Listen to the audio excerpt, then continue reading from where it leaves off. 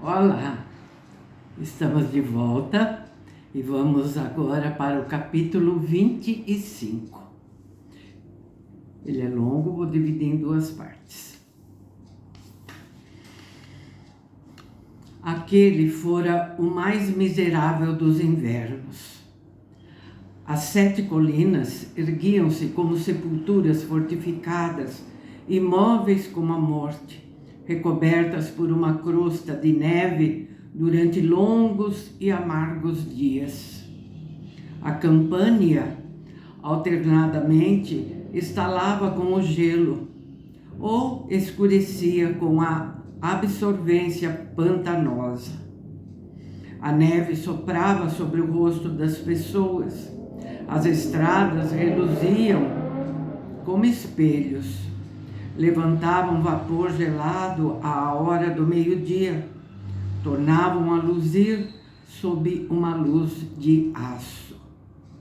Os palácios brancos assemelhavam-se a lousas e ossos apoiados nas extremidades contra a brancura que os rodeava.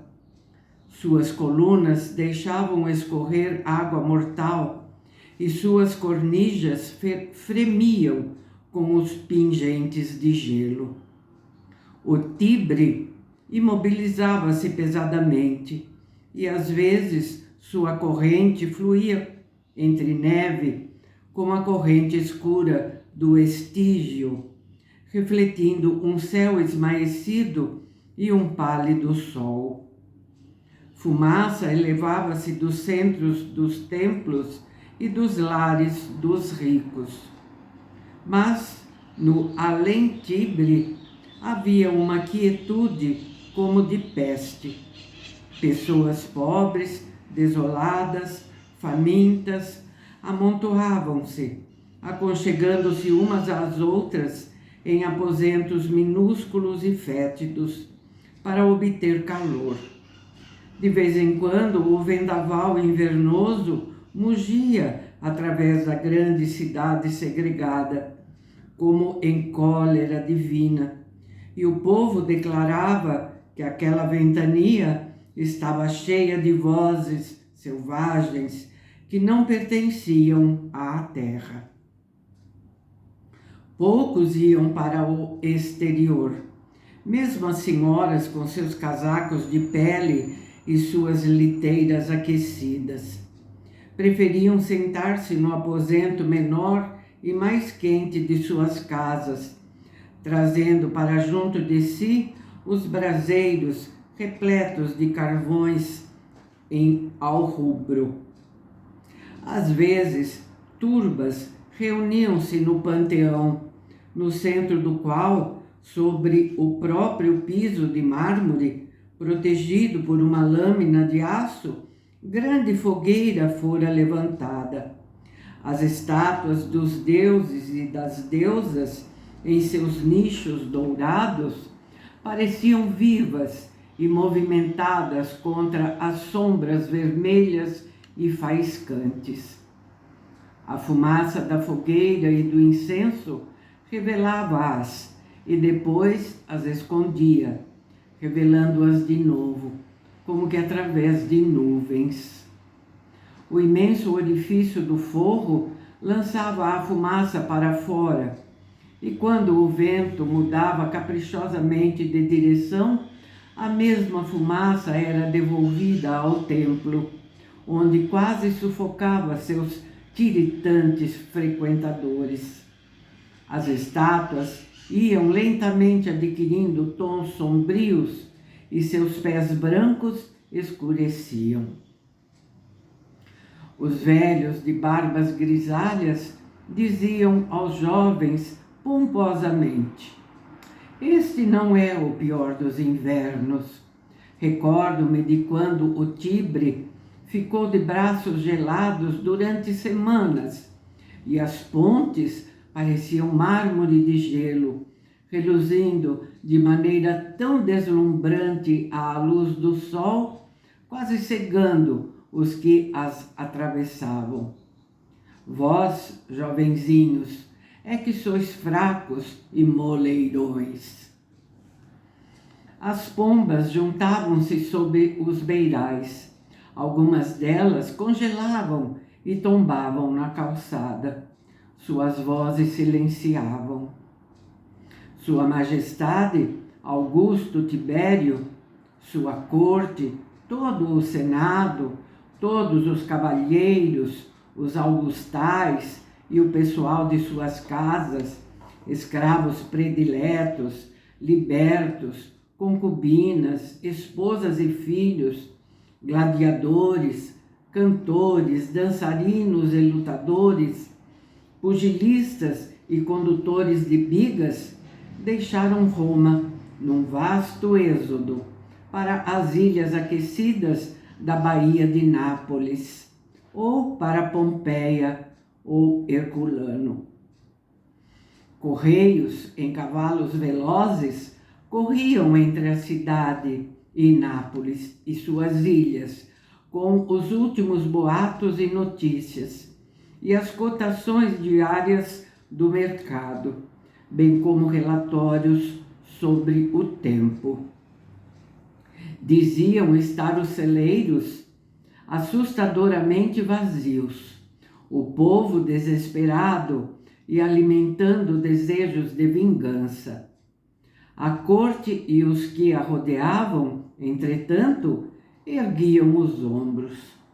Era agradável ver o mar cor de ameixa ao crepúsculo, fluindo com reflexos vermelhos vindos do céu ardente.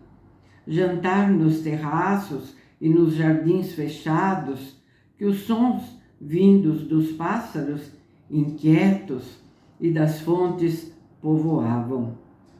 Visitar Tibério, jogar e beber, rir e divertir-se com os variados entretenedores que os haviam seguido como animais comedores de carniça. Tibério construíra grandes áreas de banhos na ilha de Capri, e barcos coloridos corriam para eles com regularidade, cheios de risos e dos rostos pintados das damas.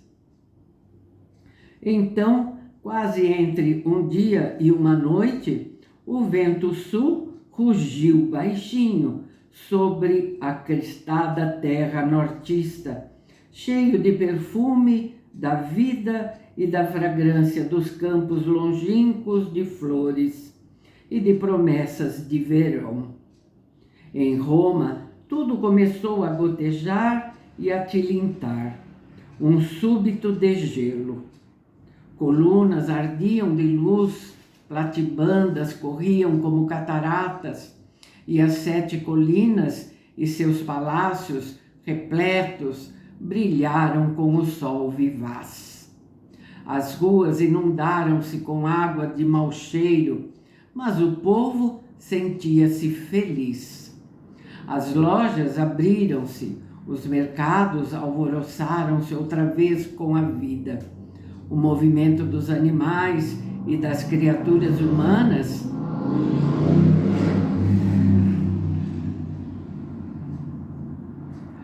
os coloridos das mercadorias. As tavernas encheram-se, um perfume de pastelarias e carne assada introduzia-se no vento tépido. Um fluxo contínuo de passageiros apareceu animadamente pelas estradas que levavam à cidade. Os campos ondulavam com extensões de pequenas papoulas vermelhas como sangue vivo. A Campânia, como sempre, cheirava mal e nuvens de mosquitos apareceram. Mesmo eles não incomodaram demais o povo, pois que eram arautos da primavera que voltava.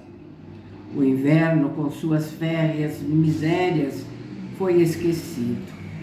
O Tibre corria sob o sol esverdeado e as pontes fervilhavam de gente. Tibério e sua corte voltaram à cidade. É uma pena que o Senado também esteja voltando, disseram alguns céticos azedamente. Pelo menos durante o inverno não tivemos de suportá-los e a sua corrupção. Ufa! Tibério não era popular. A natureza fria, o rosto fixo e pálido não o recomendavam à volúvel populaça romana, que preferia em seus Césares certa vivacidade e histrionismo. Gaio Otávio, um simples soldado, não servira para o temperamento dela, e Tibério ainda servia menos. Alguns dos velhos falavam de Júlio César e da animação de seus amigos. Então, eles apenas sacudiam as cabeças quando seus filhos e netos faziam lembrar que Júlio fora um ditador em potencial e um desprezador do Senado, e que Otávio e Tibério prestavam deferência ao Senado de acordo com a lei. E chamais a isso leis? Perguntavam os velhos com soberbo desdém. O Senado pode ter a aparência do poder, mas Tibério é o poder. Abdicaram em favor dele para terem, por sua vez, mais poder. Isso não é absolutamente um paradoxo.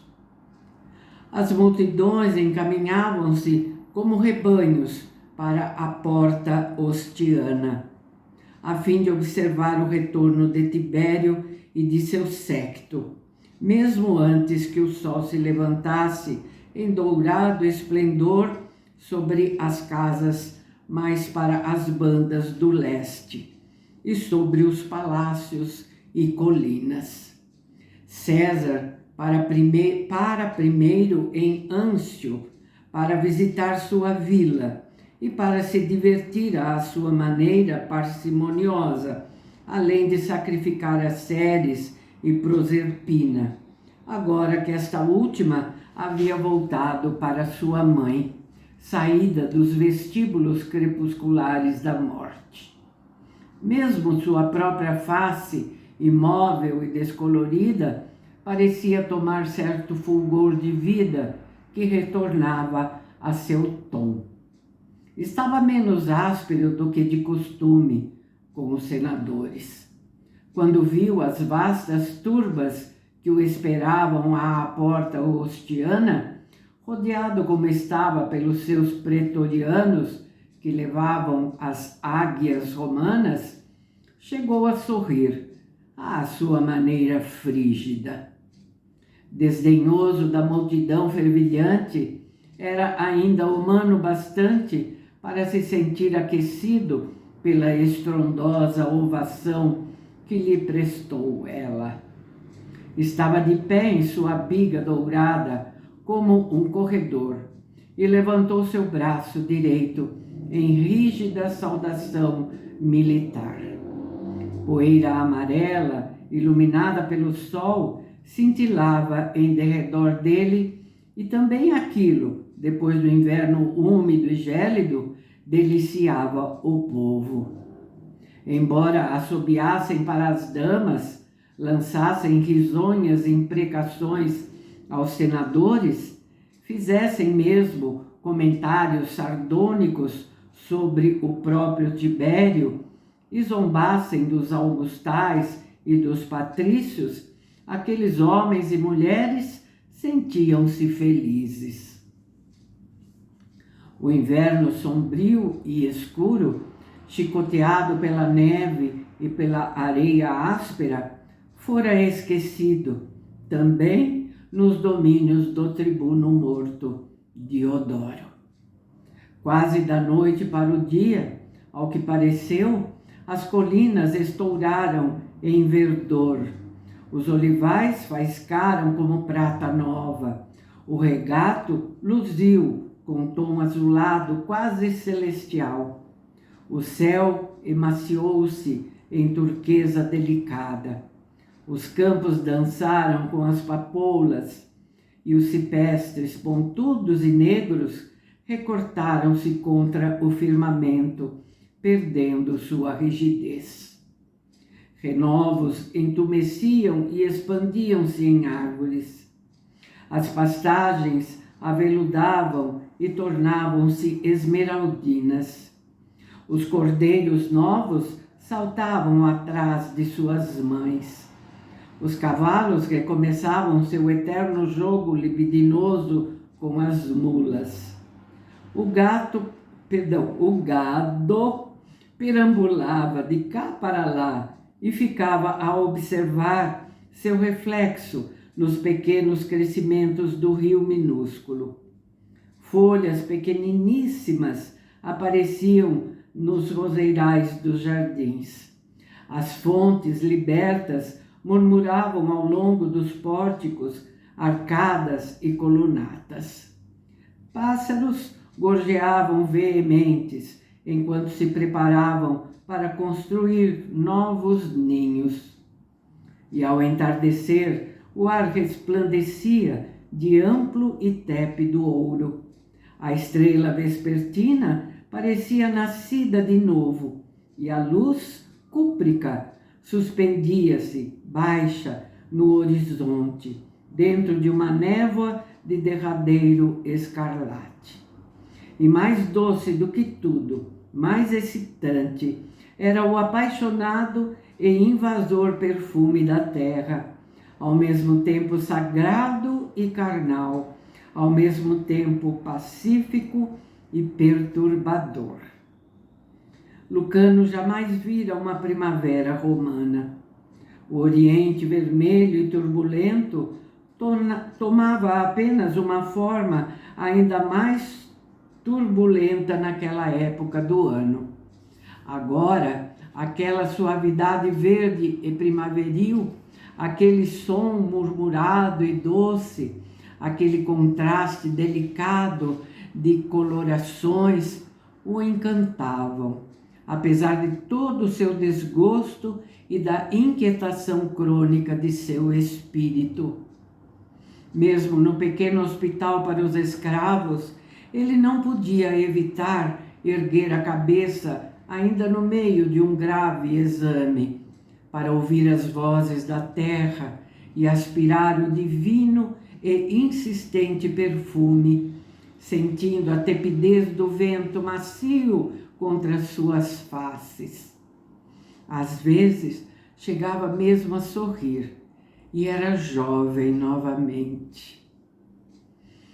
Mesmo o mais duro dos miseráveis sentiria uma promessa na primavera, disse Keptá a Cusa, numa tarde abençoada, quando ambos estavam sentados no pórtico externo e olhavam para o céu.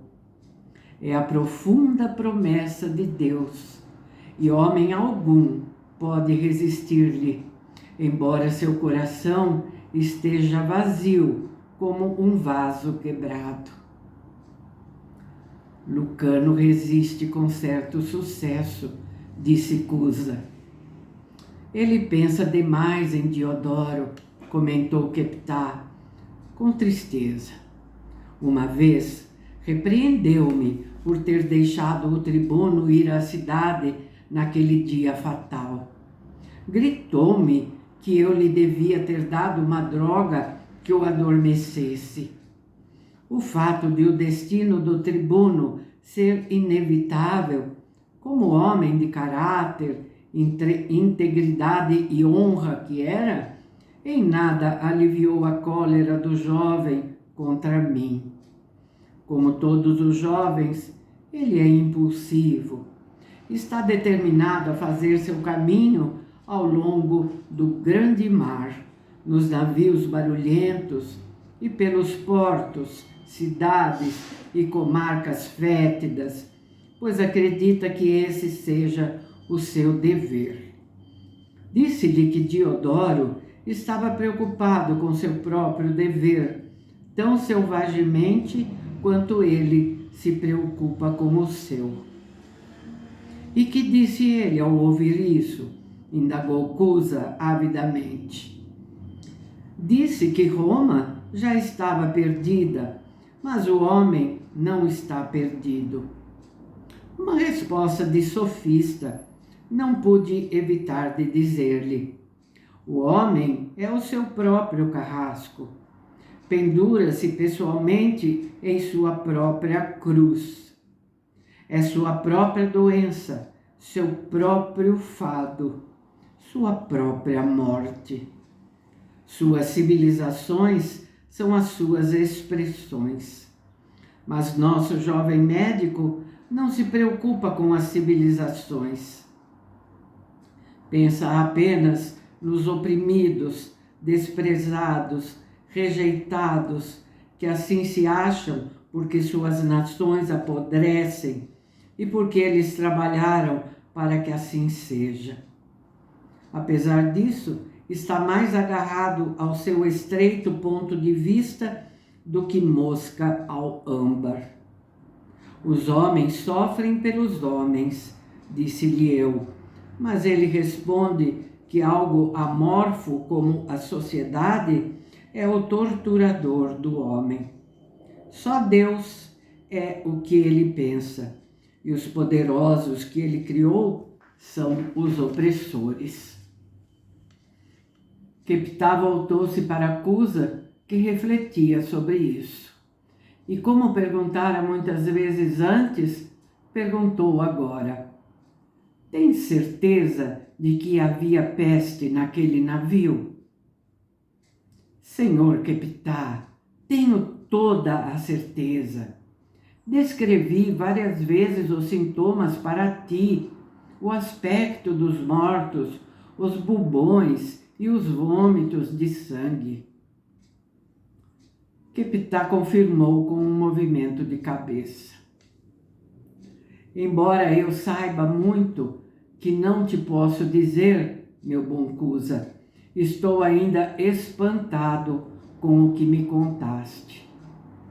Cusa olhou fixa e curiosamente para Keptá, no crepúsculo tépido de ouro e escarlate. És muito misterioso. Eu acredito que ele foi dotado pela divindade. É protegido de Quiron, não há dúvida. Tento lembrar-me disso quando ele me exaspera demais. Keptá ficou um instante silencioso. Depois disse: há outra coisa que devora e entristece o rapaz, além de seu desgosto a propósito de Diodoro. Cusa animou-se, pois tanto quanto a esposa Calíope gostava de comentar a vida alheia. Pela primeira vez falou a Keptá da dama escondida na liteira, que viera dizer adeus a Lucano nas docas de Alexandria. Vi-lhe a mão branca, disse ele com satisfação, embora não lhe visse o rosto. Mas a mão era notavelmente pequena e bela, e nunca vi mulher feia com mão igual àquela, nem mulher realmente bela que tivesse mão feia. Lucano voltou ao navio com o rosto morto e imóvel, e seus olhos abatiam-se de desgosto e desespero. Incidentalmente, ele beijou aquela mão. Keptá endireitou-se na cadeira e coçou o queixo, a expressão mostrando-se animada. Uma dama! Damas não vão a docas cheias de escravos e de populaça para dizer adeus, a não ser que amem e sejam amadas. Ah, a coisa se explica. Ele renunciou à dama e a todas as damas por causa de sua obsessão. Apesar disso, regozijo-me. Continuemos a ter esperança. Se a dama tem liteira e escravos, tem dinheiro. E uma mulher que ama e tem dinheiro é tão inquieta, audaciosa e inamovível como um tigre. Lucano tornará a vê-la. Ela terá que ser de fato muito audaciosa, disse Cusa ambiguamente. Mas é possível que também nisso tenhas razão. Lucano passou muitas noites perambulando pelo navio, como sombra, sem nada dizer. Também o ouvi chorar dolorosamente, dormindo, como quem chora pelos mortos. Lucano estava sentado com sua mãe e irmãos à noitinha e mostrava-se ainda mais calado do que de costume. Olhava para os vales verdejantes que as sombras cobriam e para as colinas iluminadas pelo sol poente. O ar tinha iridescência, como se repleto de pedras preciosas pulverizadas. E nas concavidades mais escuras dos jardins, os vagalumes começaram a faiscar silenciosamente. A carnadura de íris perdera seu fulgor rosado e fizera-se de um pálor translúcido, semelhante ao da madrepérola, e o azul de seus olhos se intensificara com a calada serenidade de um sofrimento resignado. Lucano sentia-se tomado de orgulho e piedade. Via sua mãe não apenas como tal, mas como esposa e mulher, e em muitas ocasiões cogitara em que pensaria ela, o que desejaria. Às vezes ela o surpreendia pela sua aceitação dos acontecimentos e da morte do esposo amado. Teria preferido vê-la rebelada e colérica contra os fados. Certa vez, Íris lhe dissera: sei que Diodoro vive e que algum dia irei reunir-me a ele com alegria e júbilo, pois Deus é bom e ele não desapontará seus filhos. Bom, vou ficar por aqui, tá bom? O capítulo ainda segue e nós continuaremos a lê-lo no próximo vídeo, tá bem? É hoje. Isso. Eu espero vocês, então, para acompanharem a sequência dessa leitura. Muito obrigada pela presença de vocês aqui me fazendo companhia. Tchauzinho.